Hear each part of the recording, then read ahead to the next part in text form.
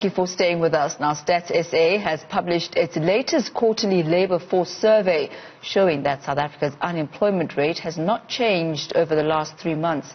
Now, data from the fourth quarter of 2019 indicates that the official unemployment rate remains unchanged at 29.1% compared to the third quarter of 2019. Now, according to Stats SA, the number of employed persons increased by 45,000 to 16.4 million, and the number of those unemployed by 8,000 to 6.7 million compared to the third quarter of 2019, resulting in an increase of 38,000 in the labour force. Now, to talk to us about what needs to be done in order to change the unemployment rate in the country, I'm now joined in studio by Isabel Fry, Director of Studies in Poverty and Inequality Institute. Thank you for your time, Isabel. Thank you. Thanks very much for inviting me, Tom. Perhaps let's start with this. We've got the numbers as to how many millions of people in South Africa are unemployed. But if you could just break that down to us, the different sectors and those who've actually stopped looking for work. How are those numbers looking like? I think that's a really good question, because sometimes statistics can be used to obfuscate the real issue. In our NGO SPY, our call this year is to recognize that we need to work with disruption, that things are actually in an abnormal situation. You mentioned the narrow unemployment rate, which is 29.1% unchanged. The unemployment rate that we work with is 38.7%. That's the broad definition of unemployment, and that we think is far more realistic. So it includes those people, as you say, who've simply given up looking for work. I think one of the other big statistical conjuring acts, if you want to say, is that category of not economically employed. So those are people who are not employed, but they're also not unemployed. And if you look at the category of NEETs, neither not in employment, education or training, you're looking at a total of about 15.9 million South Africans. So in effect, those are people who are not in the balance sheets, but those are people of working age who have dreams and aspirations, who have children, who have needs for food, basic services, and who are basically not being productive. So the question is, how do we disrupt that? How do we change that around? Because one of the things we have to realize is that our population is large. We've got just under 60 million people living in South Africa. Our growth rate is 1.2%, but our population growth rate per annum is 1.3%. So our population is growing faster than our economy is expanding. I think one of the things that we have to recognize with those kind of figures is that it's what people like SPY and others have been saying for a long time. It's not a temporary crisis. It's a structural catastrophe. And I'd like us to talk about that a wee bit. There was a survey that was done by Trading Economics. They tracked 182 countries. Now, usually South Africa, when one is doing an analysis, will be classed with Brazil, which has a 13% unemployment rate. Why is it that ours is so significantly higher than a country like Brazil, for example? And actually, we did quite dismally there because we were the fourth highest in the unemployment figures. What do you think are the unique factors that are contributing to South Africa's dismal performance? Brazil is a very good country to look at. I mean, although their population is more than double ours, their unemployment rates were equal to ours, their inequality rates were. What happened was, under former President Lula, there was a significant commitment to social security. So basically what they did was to commit a huge amount to bringing everybody to above the starvation or the food poverty line. It was a very clever direct transfer. So in effect, through a committed transfer of state funds, people were no longer starving. And then they introduced a number of different reforms, including the Bolsa Familia, which many people are familiar with, which is very similar to a basic income grant. They also had significant rural reforms, and that's one of the challenges that we have that comes from our past, is because of colonialism and apartheid, we don't have a rural peasantry. People were basically urbanized and proletarianized in order to force people onto the mines, especially black African workers, mines and large agricultural farms. So we've got people without access to their own livelihoods, who are dependent on income. And despite the huge levels of people who are unemployed, we also have no income security for people between the ages of 18 and 59. So you are incredibly vulnerable. And the knock-on of that is also really, really dire, because if people don't have income, they can't buy.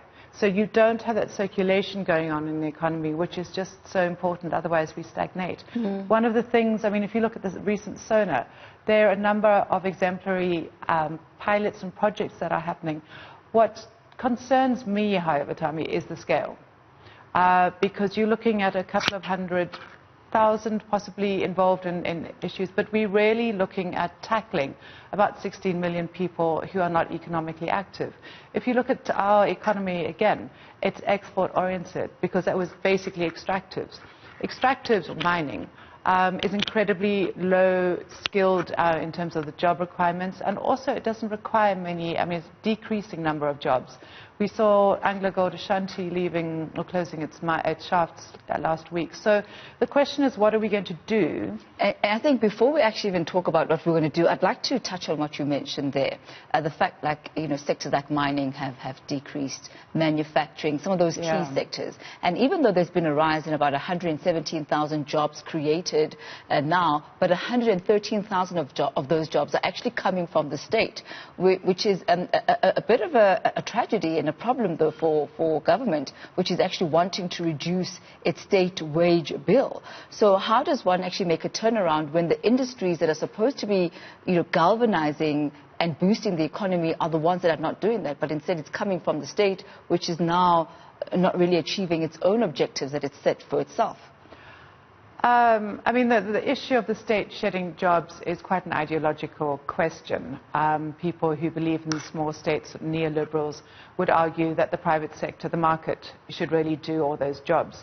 Many of us feel that the state has a central role as stabilizer. But it shouldn't be the driver. It shouldn't be the driver. And yet, interestingly although it should enough, set policy. It should set policy. But the interesting thing, if you talk to the private sector in South Africa, their bottom line is they're not about creating jobs. They're about making profit. The state says, we're not about creating jobs, we're about regulating. So the question is, whose concern is it to make jobs? One of the things that we've noticed recently, we've concluded, again in South Africa, is that a lot of the wealth which we would like to see invested in South Africa is actually kept offshore. So unlike pre-94, where we had closed financial markets, our markets are open.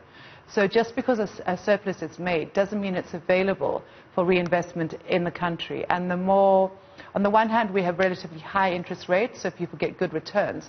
But in terms of long-term investment, that's where the risk comes in, and people take that money offshore. So the question is, how do we harness the surplus that we have in order to generate the kinds of jobs? And then who is going to generate them? One of the interesting things in the SONA was, again, the question of taking young people abroad to get skilled, like we did with doctors to Cuba. And with Cuba, yes. And I think that's a really good idea. But on the other hand, don't forget, Tommy, we've got CETAs. We've got dedicated sectoral employment and training authorities that all attract a percentage of the 1% of the skills development levy. We've got the structures, the policies that you refer to, but somehow they're not coming through. Another very alarming thing around the unemployment aspect is that of the unemployed, 55% have not completed matric. So it's easy to say, fourth industrial revolution, forward-looking, let's build on the skill sets and reskill. But if people don't have the cognitive development of education to the point of matric, let alone beyond that, the level of training onto a high level required for automation, the coding, etc., is that much more removed. So one of the things that we need to ask ourselves is, given that 60% of state schools now provide free education, why is it that our unemployed are still leaving before getting matric? And therefore, we need to conclude that the returns on education are not high. We also need to look at the structure of our schools. We know that teacher inspection was done away with after 1994. We need to go back to some of those fundamentals and ask, is it a good thing? I mean, some of the research that SPI has done in schools shows that many teachers are not able to complete the syllabus with their kids. Now, that's not necessary because they're bad teachers. What are the aspects which would make it easier for them to complete, rather than just closing the door and pretending that that problem doesn't exist? So when we talk about admitting the abnormality of where we are, it really is about being honest about what's working and what's not working. Because, I mean, Tavi, I'm a lot older than you. I mean, we've been having a number of these conversations for a number of years. And initially, we didn't want to necessarily admit that some things were not working. We also acknowledge that certain things take time to turn around. But what we're seeing is a bleeding of what we have. It bleeds away, and we're not getting anything coming in. We are facing a future where between the ages of 15 and 24, you've got a 70% unemployment crisis. So the youth are not getting into jobs. Those who are unemployed now, we're increasingly seeing long-term unemployment, so an increase of 2.2% to a long-term unemployment figure of 73%. 73% of people who are unemployed are not getting jobs again. And also the issue of the skills, which you touched on as well. I mean, the World Economic Forum did a global comparative study which showed that South Africa, I think we ranked 101 out of, 141 countries as far as not having the adequate skills to match the jobs that need to be done, also in comparison to the fourth industrial revolution. But are companies, are employees actually upskilling and equipping their workers to be able to fit those roles? Who is filling that gap and making them more employable? I don't think many people are.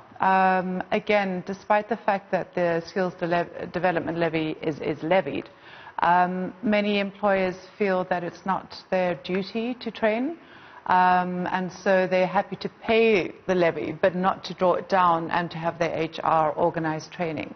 One of the problems again about the SETAs is that you have to have a job in order to get skills training from the SETA money. So when the problem that you're trying to sort of solve for is unemployment with a low skill set, the structures that we have are completely inadequate. So one of the things that we've talked about with government is the possibility of introducing a social security grant for working age people linked to skills training.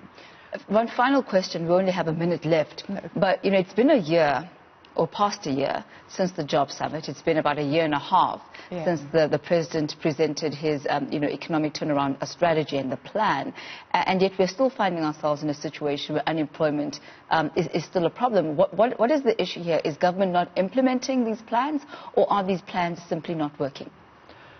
There are a lot of plans, I can tell you that. The challenge is that the plans are very bureaucratic and take agreement and consensus through the NEDLAC process. Again, it's a mismatch. So one of the things that I didn't touch on earlier when we were talking about skills is there's an increasing number of 30-something highly skilled people, university graduates, who are immigrating. Of the unemployed, only 1.9% have a university degree. So if you've got a degree, you're leaving with that knowledge, with that skill. The plans are there, but again, who populates them is important, and how they're going to create jobs, and decent jobs at that, is a problem. Because what we don't want to see is people forced into jobs that are not decent jobs, and continue this question of poverty and inequality. And we'll leave it at that for this evening. But thank you so much for the insight and the time. And I think, you know, what comes out of that particular conversation, a very important question that Isabel asked, is who is actually looking after the interests of those who need jobs. You know, government has got its own prerogative, setting up policy, etc. Corporates have their prerogative of making money, because ultimately they are in a business, you know, for profit. So who is taking care of the workers? So thank you so much for your time. That's Isabel Friday, Director at Studies in Poverty and Inequality Institute. We're going to take a very quick break now, but when we return, we'll stick with this issue of unemployment. But this time we'll look at the other side, the human side of it. Do stay tuned.